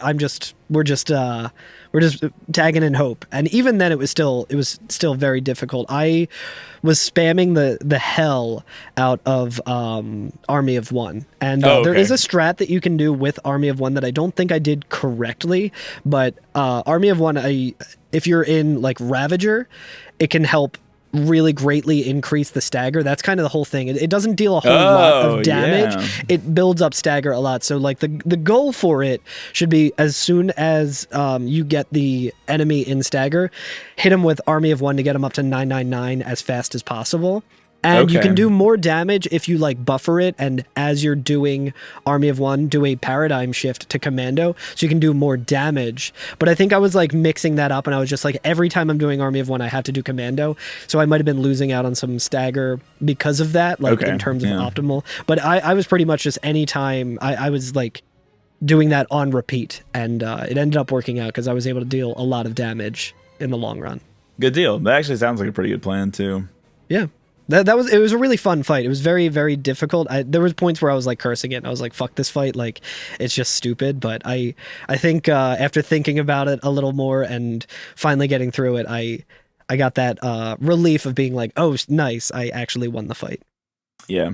And not only do we win the fight, we also win Roche's heart at the end. And we also win Eden Pharmaceuticals. Yeah. So we can now go to that. But yeah, at the end of it though, Roche is he's fallen out of the Proudclad, right? He's like having trouble breathing. He's not in a good way. He's all fucked up. And Lightning's like, it's over. Like, you should just give up now. And he's like, what happened to my soldiers? And Lightning looks over at like one of the sacrifices. Those enemies earlier, by the way, the Thief, they're called sacrifices. Yeah. And Roche sees it and he goes, oh, I see. And Saz is like, why are you doing this? Haven't you had enough? And Roche is like, enough. Under the fallacy orders, I've orchestrated an entire mass murder, all to answer the fears of a panicked populace. For a people utterly dependent on the fallacy, it was the only solution I could offer, even if that solution was a farce. Then You knew the Fal'Cie were using us? I believed their rule was best for Cocoon's present and future prosperity. But it seems I misjudged their benevolence. If this is my punishment, I accept it. And it is like, well, I guess that's good, but deed's kind of done, buddy. It's like, you kind of can't, like, there's no, like, walking away from that one and being like, well, I did what I thought was right, even though it was easily one of the most monstrous things that anyone could do. Fang reprimands him a little bit about that, and he does do one good thing, right? Like, he actually does try to make it up in one way. Why does Fang always do this? She always says, so you're gonna X, Y, and Z. Is that it? Yeah. She says this a lot. She says, you're gonna let everything go to hell. Is that it? And he goes, yeah, you're right. One more thing remains. And he gets on his intercom, and he tells all of PsyCom and Guardian Corps to stand down. Yeah. He's like, everybody who's out there doing that, suspend all LaCie operations. He's like, don't worry about the LaCie anymore. That's over. Suspend that shit. Get the civilians to safety. That's your only job now. Yeah, because we're all on our own. Yeah, all units should focus their efforts on evacuating the civilian population. So now PsyCom and Nora are working together, funny enough, to evacuate these civilians. But then he just immediately undercuts the thing that he just said. He immediately undercuts and goes, but it's not an absolute order. You're free to make the choice. Remember, Nora, no obligations. No obligation. It's fine. If you still want to be shooting civilians, like suspecting that they're LaCie, fucking do whatever your heart says. It's fine. Yeah, he says, I do not issue this order as an absolute. You're free to make the choice, which I think I took that more. It's the writers are trying to do it. Yeah, it's trying to be like kind of a more poetic thing. Like people. It's about this whole theme of this game is about being able to make choice, right? And like do what you think is correct, not what like. Yeah. So I kind of it's like no, I'm done with orders, and like even this is the one time where an absolute order actually would have been good thing. and based. Yeah. I mean, to be fair, I'm sure like there are some soldiers like, you know what, I'm going to concentrate on killing Pulse enemies because that's probably what I think is right. Whatever. Yeah. It might help. It might help. To me, I and this might be completely just off base, but I kind of took it as well as like the ship is sinking kind of thing, and being like, well, your orders are to help people evacuate, but it's also like, oh yeah, like if you don't want to do that, I'm not issuing this as an absolute. You can just get out yourself. Like your watch is over. Yeah. You don't have to take this as like putting yourself in danger to whatever. Like I think that's kind of where I took it, but it might be, I don't know. It's clunky either way. Like it's that's not. the thing. I think that you're right. I think that there's just one of those things that have unforeseen, like not unforeseen consequences. It's not the intro to Half-Life, but it. Going back and reading it with a more critical eye and doing the whole like annoying nerd thing of like deeply reading into popular media. Especially in the Japanese, it looks like he says, "This is my wish." Like this is just a request. Like this is what I want. Like at least like that's a little. Yeah, but better. this is not an order. Yeah. This is my wish or whatever. But he kind of continues talking a little bit, and he goes, go, like, you're here to save Cocoon, aren't you? Or was that a farce as well? And Snow just says, stay alive. We'll see you when this is over. Stay alive, Roche. Stay alive. That is an absolute order, soldier. Shut the fuck up. Also, we should note that Roche is like visibly bleeding from the face. Oh yeah, is this the first time we see a character bleeding in this game? I think so. It might be, yeah. I feel like to keep it a teen rating, they kind of have to keep it until the end. How much blood? The ASRB ain't gonna get this far into the game. They'll never see this. They gave up. The ASRB thought the game was too linear and didn't play very far into it. But he says, I'll trust in your humanity. Let's see. The fate of Cocoon is in your hands. And then the party walks on past him, and they go into the main building, right? And again, Snow's last thing being like, you have to live. Stay you better alive. live, damn it. Yeah. And then as soon as we leave, like the moment we leave, a bunch of like... He's alone, and there's like Seath bodies around him. We see some king behemoths kind of lunging up on him. I'm trying to think of the action movie where the guy is just like hanging out by a tank, just like pecking off enemies, like completely not helping at all. It seems very much like an action movie thing. Oh It's yeah, very when he's action movie. and this is where he says the whole "I'll trust in your humanity, Lucy." He's not saying that to okay, them. okay. He's saying My that to mistake. himself as he's staring literal death in the face. And as he's staring, He pulls out a grenade. He has a grenade, and he says, "Yeah, this is my He end." pickpocketed off Snow. Yeah, that's where Yeah, Snow's. that's grenades where they went. went. That's where the grenades went. We've been wondering it the whole time. But yeah, it says, "This is my end, the end which I have chosen," and he pulls the pin, and presumably takes down the behemoths with him. He kills himself, the behemoths, and Chapter 12. That's what you think. And the Incredible. Proudclad, thank God. Fuck And the that thing. Proudclad, finally. Yep. But that's the end of Chapter 12. Yeah, and we kind of get a shot of our party on the other side of the door, hearing the explosion and kind of realizing, what had just happened. Yep. Vanille is about to kind of backtrack, and then Fang holds her back. No. Yeah, they're all looking You gotta keep moving. pretty somber about it. Now, I would like to not quite end the episode at the end of Chapter 12 here, but actually talk about the beginning of Chapter 13, because it's going to lead us to some very interesting options. Yeah, Yes. sure does. So we enter the building, which We're about to get on an elevator. about to get on an elevator. As we were talking about with Corey one time, everything here is religious, citadel, everything around the Fal'Cie, right, is very much large church vibes, and I feel like this place is no different. We kind of leave the modernity. When we go through the elevator, we come up on this what looks like a temple almost, and there's statues and columns and everything. It does feel very much like a very holy space. Yeah. Right? Is that what you're talking about? Yeah. And I think that's that's something to point out, just because of how modern Stained glass. Eden is.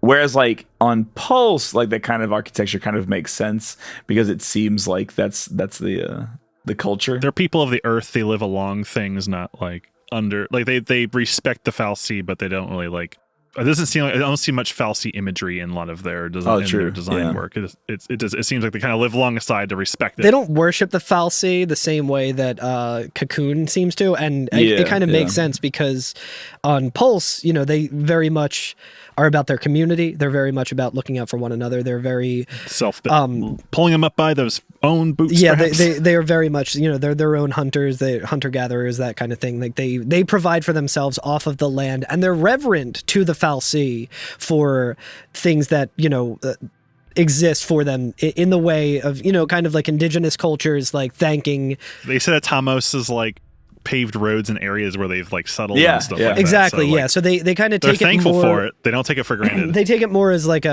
we are lucky that these beings are kind of doing this thing, and we revere them, but we're not they're not just giving us stuff directly. Yeah, Whereas right. in Cocoon, implicitly that is the case, where for obvious reasons now, it's the Fal'Cie just It's worship us, you work for they us. they It's completely it's give supposed to be a everyone symbiotic everything. relationship. Yeah. A very toxic but symbiotic relationship where they're extremely dependent on each other. Where in Cocoon they're oh, it's one-sided. We just worship them, and they give us everything we could ever need or want, and we don't have to think any deeper than that. Yeah. I do when we walk in here too, the long shadows being cast in through stained glass windows. It's very orange and warm. It feels intimate. Yeah. But we run in. The party's oh, Fang's asking where's the cavalry, or Vanille asks. Vanille asking where's the cavalry, and Fang says, if they made it this far, we'll see them soon enough. Yeah, and out from behind some of these pillars and different pieces of architecture, we start seeing the sacrifice Seath walk out, and they're oh, not them too. Yeah. They've all been turned into these sacrifices, which I kind of feel defeats a little bit of Bartandalus's plan, if his whole thing was to have us come in here and butcher them to death. But whatever. Yeah, it's how does the humanity translate to, in terms of if we slaughter all these things, if they were just regular cavalry and we slaughtered them, would that add more drops in the bucket to bring back the maker or whatever? Yeah. Or the way because if we can kill these Seath as much as we want, and it doesn't count as a bloodshed or whatever that Bartandalus is trying to force. I wonder if it's that is kind of farcical, the entire idea that oh, well, they'll just kill Orphan instead. Maybe he knows that they're never going to be able to do it. Only a Lassie can do it, and so that's just his way of goading us to get there. And now that we're there, and we're in front of Orphan. He's like, all right, well, I don't need these guys anymore. You're here now. Yeah. I also think a lot of it is just like needed to the writers need to do something with the cavalry at the end of this movie, because yeah, true. I found evidence in the subtitles. There are some deleted scenes in which imply that the cavalry are actually behind us, not in front of us. Like they're on our tail. Because there's a scene where it looks like they're smashing through, heading like you see cavalry soldier. You see something like smash right through, fire, charge. This is for the people. Head for Edenhall. And then there's another scene where they actually come up on Roche's like body. Oh, wow. Okay. And it said, "Lieutenant's down. Damn beasts. All aboard. That fallacy is history." So I think it's kind of like we're racing them to like. Yeah. And we made it there so first. I feel like they're like, oh, this thread we probably like they didn't really know, like maybe there was like a whole other thread where we had like faced them down, or maybe we see them get turned to Seath as well. Yeah. They decide like, let's just wrap this up. Like, let's make it so they're just already Seath. Yeah, I mean, I don't think them taking that out. Like, this has already been a very complicated chapter with after a very complicated game with a lot of factions and a lot of different intentions. A lot of stuff got cut. Yeah. I mean, then next episode I'll talk about there's an entire arc. Like literally, the 7th arc is like an entire level that just got cut. Oh wow, yeah. Right. And we actually see the door to it in the next area, but it's just never addressed. Speaking of the next area, the 7th arc. God damn it, Nomura, give us the 7th arc. Speaking of the next area, after we see these Seath, is it the next area or is it this area? So the sanctuary falls apart into what I can only describe as a Final Fantasy area. Like it's the last level in a Final Fantasy game is what. We're in the nucleus of sin. Where's the Final Fantasy 1? What games have we done now? We've done 7, which is just kind of an area. It's just a cave, right? Yeah, like a hole. I think in 1 where we're like in space or some shit. It's a cave, but you also jump down into like ethereal space as well. Yeah, there's at the bottom of space. the crater. I'm trying to think of like what other Final Fantasies have had quote unquote ethereal space. Dirge of Cerberus definitely ended in what I would call ethereal space. Yeah. We call that the Gact zone. We go into the Gact zone. Yeah, so that's what this is, right? We're in the Gact zone. We're in the Gact zone of this game. 4 kind of, I guess. We're like in the center of the moon. Yeah, on like crystalline floors. Just further reinforcing that like that motif or that symbolism that Corey mentioned, which is the like facades of what actually like the fal'Cie are, is that we're in a church and the entire walls of the church fall down and we're in this entirely like both cosmic and technologically like unfathomable space. It looks almost like we're in like a giant like particle accelerator or some sort of like the Large warp Hadron cannon Collider of some sort. Yeah, it reminds me a lot of the like I guess the warp jumps from like Mass Effect or whatever, right? Oh They yeah, kinda the remind me of gates. those. Yeah, it's like a cannon or something. It's interesting too. I do like the some of the aesthetic because it's purple. It's purple, which means it's late game. the most powerful of all colors. What I do like is that all of the pathways literally are red carpet. So like even though we're in this like big technological area, it's like they literally roll out the red carpet for us. So where's Avatar playing? So yeah, so we're finally up to our movie theater. This is movie theater 13, of course. I don't know much about Avatar: The Way of Water, but I do know that it has no beginning and no end, much like this game. There, as we see like the church like facade like falling apart and everything, there are giant statues of, I'm assuming, the goddess that we've heard about, I think so. Like very, very cool. Like there's a lot of them in separate areas that are kind of just start they're glowing holding up. They have wings and rings around them. They're can't help but wonder like, oh, who is that? Who dat? I'm assuming we've heard about the goddess, or who knows? I mean, it could be Lindsay Lohan on her glow up phase. That Christmas movie that she did is very, very enjoyable. Is it? Yeah, I had a fucking blast watching it. I watched it mostly with contempt for most of it. Not for Lindsay Lohan. I wish her no ill will. Just that whole kind of genre of movie. It's like this weird kind of vacuum of like a pseudo-conservative, like, oh, traditional is better than like new stuff and traditional family values kind of thing. But I mean, you put all that aside in just a dumb popcorn movie where Lindsay Lohan's kind of getting a reboot on her life and gets the Carl seal of approval. It was nice to watch. A lot of movie chat on this episode. Yeah. I like how the only fucking movie that I've watched, like, the only recent movie that I've watched has been the fucking Lindsay Lohan. I need to get on Letterboxd or whatever and just have that be the only one that I review. Muskie will be very excited to have someone else on. Befriend Mutsky, yeah. Like. So, this is Orphan's Cradle. Yeah. Right?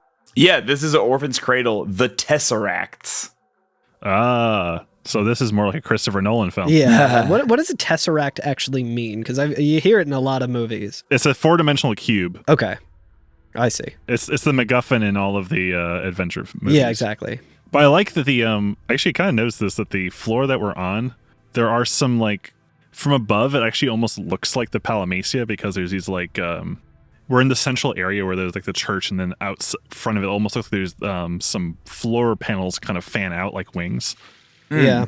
It's kind of cool. I'd like to see the concern on some of our party's face as they witness this just unthinkable space opening up in front of them. Like, there's greebles flying past us. Saz is just like real concerned looking. Vanille's looking kind of bummed, and Lightning's just like, fuck this shit. Like, just like, I've had enough of this shit. Let's keep going. What she say? She says, "This is it. A lot of dreams died. This is the moment. A lot of dreams died to get us here, and we can't let it be for nothing."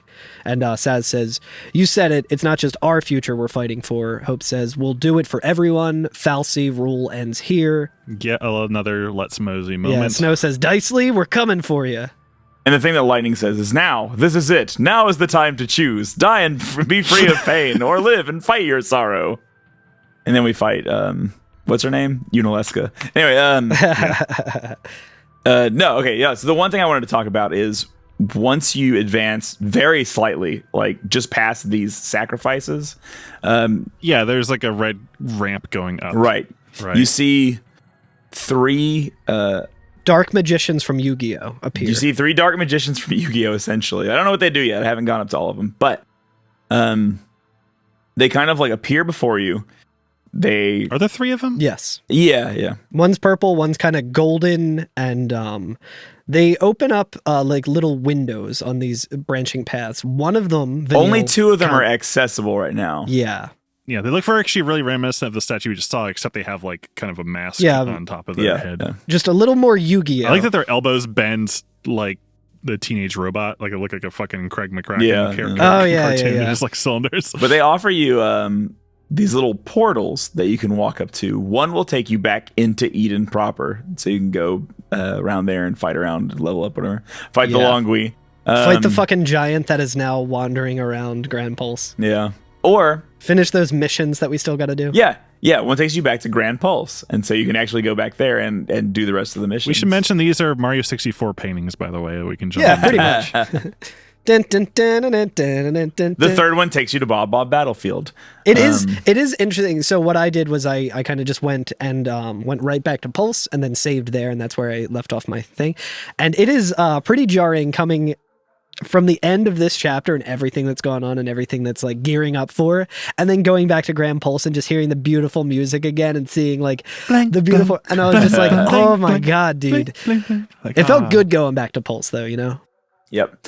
And the reason I wanted to bring that up is because for next episode, what do we want to do? Because this game is a little bit weird in how it handles its end game, post game style content.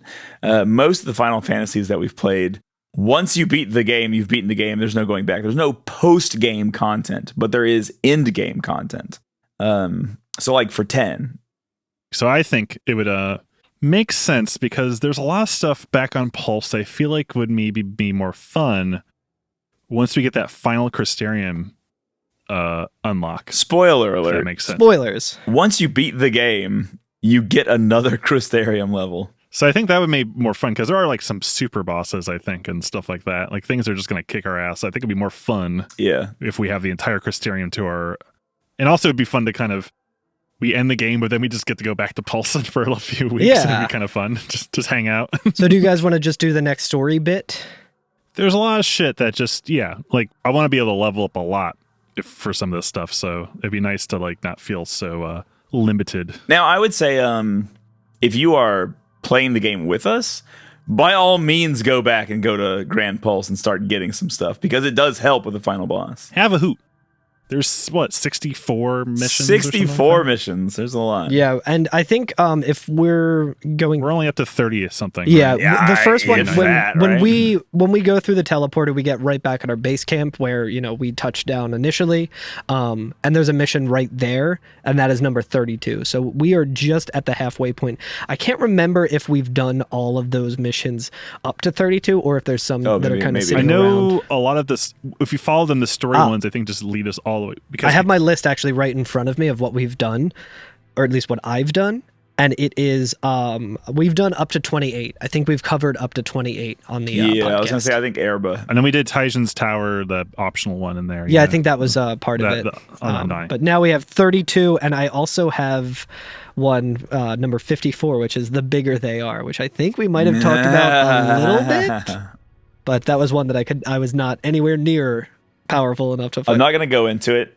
I'm not going to talk about it and explain it or anything, but if you are playing along with us and you are willing and want to, it's worth going to google.com or whatever and typing in Ochu mission Final Fantasy 13 and doing that one early. There's a cheese strat for it, and you may enjoy what you get from it. So I'll just leave it at that. Yeah. I want to go into these like optional super shit, like when the system could be real broken. Yeah. That will be a step one on breaking it. Hell yeah. Did we do that? I forget if we did Nemesis for 10 before we beat the game. Right? Thus far, we've done all of our extra stuff before the end of the game. I think the thing that makes this one different is that there is stuff that opens after the end of the game, namely the Crystarium. Yeah. Usually, like in 10, when you beat it, it's just like you don't get to save after beating it. Right. And you don't get to, you just start right before going to the place of no return. Right. But yeah. Oh, yeah. Speaking of, I mentioned, I think, before the break, about the cut content, 7th arc. Because when we get this cutscene, we see 3 portals open up in front of us. The one to our left to Grand Pulse, the one to our right to Eden, and the one in the middle is just black. And I don't think it ever comes up again, but I noticed in the subtitle files this scene, because we see Fang kind of lean inspecting the middle one, but she doesn't say anything. But there was a line that was cut that says this one's connected to an arc.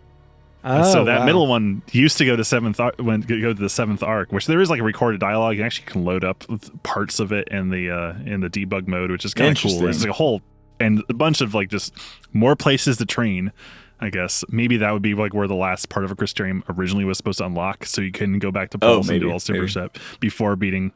It's just like, because that's kind of like the theme of the arcs, right? Is to kind of train us to be more powerful and stuff like that. Interesting. That's the 6th Archstone from Demon Souls.